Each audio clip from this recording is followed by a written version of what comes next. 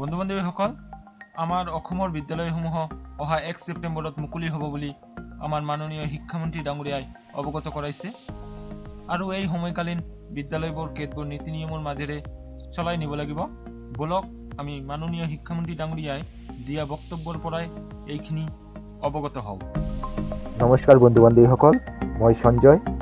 স্বাগতম জনাইছোঁ মোৰ চেনেল HD Tech ইনফোলৈ। শেষত এটা মই গুৰুত্বপূৰ্ণ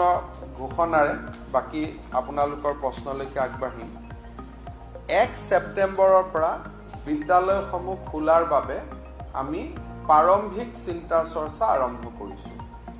মই প্ৰাৰম্ভিক শব্দটো এইকাৰণে কৈছোঁ যে এই ক্ষেত্ৰত চূড়ান্ত নিৰ্ণয় ভাৰত চৰকাৰে ল'ব, কাৰণ লকডাউনৰ প্ৰথম যিটো ঘোষণা যে ভাৰত চৰকাৰে ক্লিয়াৰ নকৰালৈকে আমি বিশেষ একো কৰিব নোৱাৰোঁ, কিন্তু যিহেতু ভাৰত চৰকাৰে 31 আগষ্টলৈকেহে স্কুল কলেজসমূহ বন্ধ থাকিব বুলি তেওঁলোকে কৈছে, গতিকে আমি 1 ছেপ্টেম্বৰৰ পৰা নিজক মানসিকভাৱে সাজু কৰিব খুজিছোঁ। এইটো কোনো ঘোষণা নহয়, এটা প্ৰাৰম্ভিক চিন্তাৰ চৰ্চা। আমি কেনেকৈ কৰিব খুজিছোঁ আপোনালোকক এটা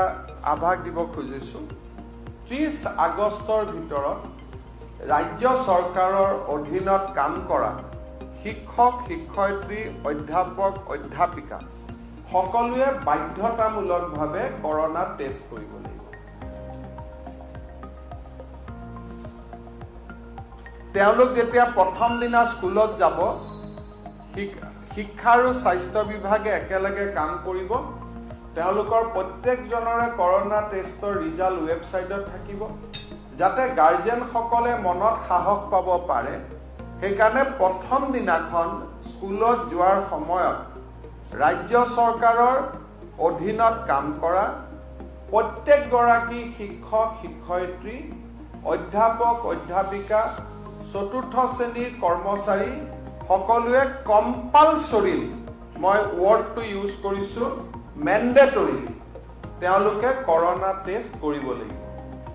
আৰু টেষ্টটো এনেকুৱা হ'ব নালাগে যে আজি কৰা test. The test will be of the last 1 week. 23 আগষ্টৰ পৰা 30 আগষ্টৰ ভিতৰত এই কৰোণা টেষ্ট হ'ব লাগিব। নাম্বাৰ 1। নাম্বাৰ 2, ক্লাছ 4লৈকে স্কুল কলেজ বৰ্তমান এই স্কুল খুলিব আমি খোজা নাই। ক্লাছ 4লৈকে কমপ্লিটলি বন্ধ থাকিব ছেপ্টেম্বৰ মাহটো। আপ টু ক্লাছ 4 একো নহ'ব। তেওঁলোক য'ত আছে যেনেকৈ আছে ক্লাছ 4লৈকে আমি আৰম্ভ নকৰোঁ। প্ৰাইভেট চবত এইটো this is guideline for everybody. Class 4লৈকে আমি একো নকৰোঁ। 5, 6, 7, 8 এই 4টা বৰ্ষ, এই 4টা বৰ্ষৰ শিক্ষকসকলে, প্ৰধান শিক্ষকসকলে গাঁৱৰ খেলপথাৰ বা কোনোবা মানুহৰ যি চোতাল উইদাউট তেওঁলোকক স্কুলত আনিব নোৱাৰিব। 5, 6, 7, 8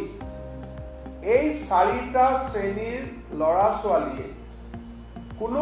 ৰুমৰ ভিতৰত নামিব। স্কুলৰ খেলপথাৰখন হওক বা গাঁৱৰ কোনোবা ডাঙৰ চোতালত হওক, খেলপথাৰত হওক,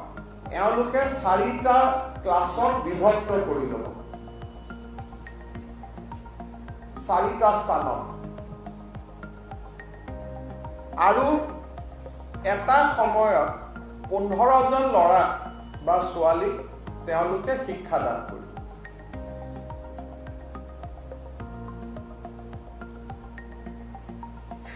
আৰু কোনোবা ল'ৰা ছোৱালী যদি নিজৰ স্কুলখনলৈকে নগৈ, সেই স্কুলখন অলপ দূৰত, গাঁৱৰ এই ব্যৱস্থাটোত অংশগ্ৰহণ কৰিব খোজে, তেওঁলোকেও অংশগ্ৰহণ কৰিব পাৰিব। আৰু এইখিনি আমি চোতালত বুলি এইকাৰণে কৈছোঁ যে স্কুলৰ ভিতৰত সোমোৱাৰ লগে লগে তেওঁলোকৰ গাত ভাইৰাছ বা আন কিবা সোমোৱাৰ সম্ভাৱনা থাকিব পাৰে। সেইকাৰণে মুকলি আকাশৰ তলত আগতে যেনেকৈ গুৰুকুলত বা গুৰু আশ্ৰমত পঢ়াইছিলে তেনেকৈ 4টা ক্লাছত তেওঁলোকে বিভক্ত কৰিব আৰু ইয়াতে আমাৰ ৰেগুলাৰ শিক্ষকসকলেও পঢ়াব কোনোবা ল'ৰা যদি টেট পাছ কৰি আছে তেওঁলোককো ল'ব গাঁৱৰ যদি কোনোবা উচ্চ শিক্ষিত ল'ৰা আছে যোনে ল'ৰা ছোৱালীক পঢ়াবৰ কাৰণে ইণ্টাৰেষ্টেড স্কুলৰ হেডমাষ্টৰে তেওঁলোককো জড়িত কৰি ল'ব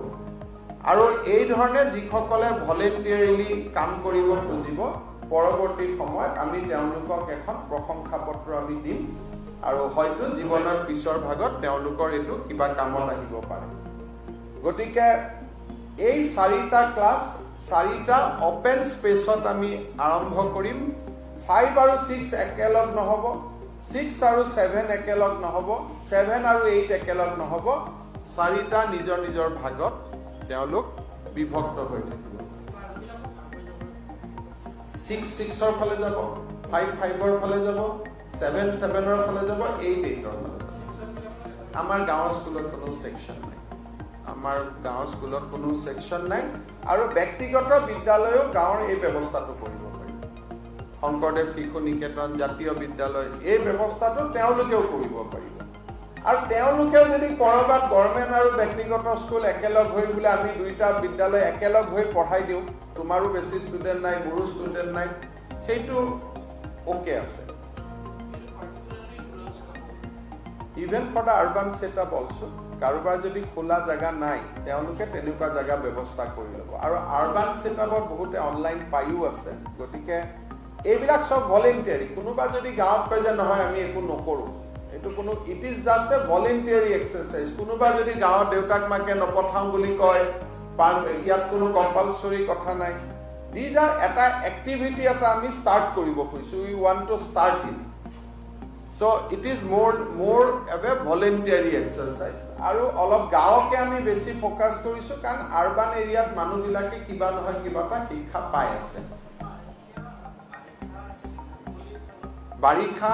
1 ছেপ্টেম্বৰৰ পৰা সেইকাৰণে আমি 1 আগষ্ট কোৱা নাই 1 ছেপ্টেম্বৰ কৈছো যদি কিবা কাৰণত বাৰিষা আহে it will go to 15 September so এতিয়া বাৰিষাৰ পৰা আমি অনুমান কৰি লৈছো যে 1 তাৰিখৰ ভিতৰত আমি বাৰিষাৰ পৰা আঁতৰিব পাৰিম কিন্তু যদি মুকলি আকাশৰ তলত সম্ভৱ নহয় তেতিয়া স্কুলত নামাতিব then it will remain closed in that particular village এটা মূল সমষ্টিতে কোনো খেলপথাৰ বাৰিষাত নাই য'ত আছে তাত অসুবিধা হ'ব তাত নকৰিব কিন্তু অন্তত এক্সাৰসাইজটো আমি আৰম্ভ কৰিব খুজিছোঁ তাৰ পিছত আহিলে 9 10 11 12 9 আৰু 11 এই দুটা ক্লাছ স্কুলত হ'ব 1 ছেপ্টেম্বৰৰ পৰা 9 আৰু 11 সপ্তাহত দুদিন এওঁলোক আহিব আৰু স্কুলতে ক্লাছ আৰম্ভ হ'ব 9 আৰু 11 স্কুল 6 দিন চলিব সোমবাৰৰ পৰা শনিবাৰলৈকে দুটা দিন এওঁলোকক মাতিব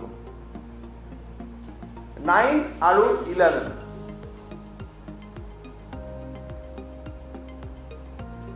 আৰু টিচাৰ সকলে এটা ৰুমত 15 জনতকৈ বেছি বহিব নিদিয়ে তেওঁলোকে সেকশন কৰি দিব য'ত যদি 50টা ল'ৰা আছে 3টা সেকশন কৰি দিব যেহেতু মাত্ৰ দুটা ক্লাছে হ'ব 9 আৰু 11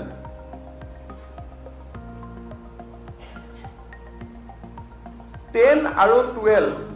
4 দিন হ'ব 4 days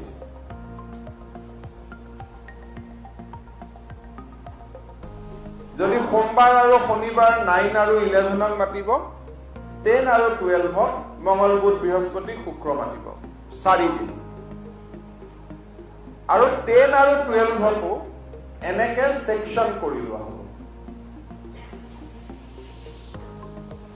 এটা ৰুমত 15 জনতকৈ নাথাকিব আৰু ডিউৰেচন অনলি 2 hours 2 ঘণ্টাতকৈ বেছি নহ'ব 3 hours 9টাত আৰম্ভ কৰিলে 12টাত শেষ কৰি দিব 12টাত ক্লাছ 9টোক পঠাই তাৰ পিছতহে তেওঁলোকে 11ক মাতিব তো 9 আৰু 11 দেখা দেখি হ'ব নোৱাৰে ঠিক তেনেকৈ 10 আৰু 12 দেখা দেখি হ'ব নোৱাৰে 9 যদি ৰাতিপুৱা কৰিব 11 পিছবেলা কৰিব 10 যদি বাকি 4 দিন 10 যদি ৰাতিপুৱা কৰিব 12 পিছবেলা কৰিব মই এটা উদাহৰণ স্বৰূপে ধৰি দিছো যে সোম আৰু মঙ্গলবাৰ 9 আৰু 11 9 আগবেলা সোমবাৰেও আগবেলা মঙ্গলবাৰেও আগবেলা 11 সোমবাৰেও পিছবেলা মঙ্গলবাৰেও পিছবেলা 10 বুধ বৃহস্পতি শুক্ৰ শনি 10 আগবেলা কৰিব আৰু বুধ বৃহস্পতি শুক্ৰ শনি 12 পিছবেলা কৰিব কলেজ সমূহতো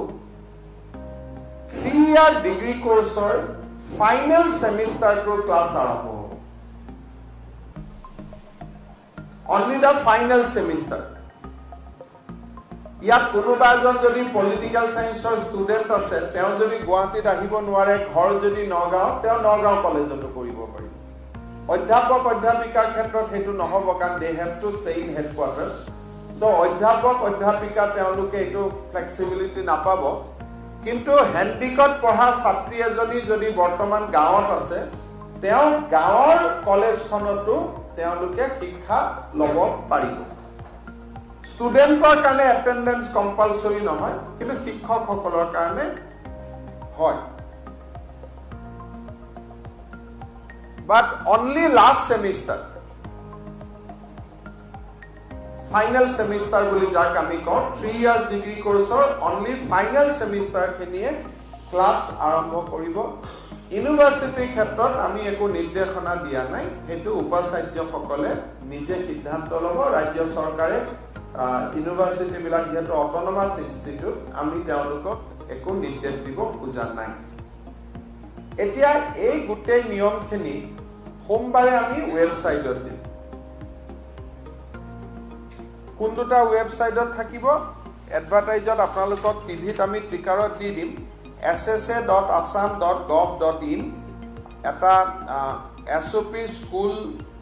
প্লেনিং assam.gmail.com এই দুটা টিকাৰ বিলাকত পাই যাব এই SOP খনৰ আমি ৱেবছাইটত দিম আৰু ৰাইজে যি পৰামৰ্শ দিব খোজে 20 আগষ্টলৈকে ৰাইজৰ পৰামৰ্শ আমি গ্ৰহণ কৰিম আৰু আমাৰ নীতি নিৰ্দেশন কোনো কঠোৰ নহয় ৰাইজৰ যি আমি পৰামৰ্শ পাম বিভিন্ন শিক্ষাবিদ সংগঠন শৈক্ষিক সংগঠন এখেতসকলে যি পৰামৰ্শ আৰু দিব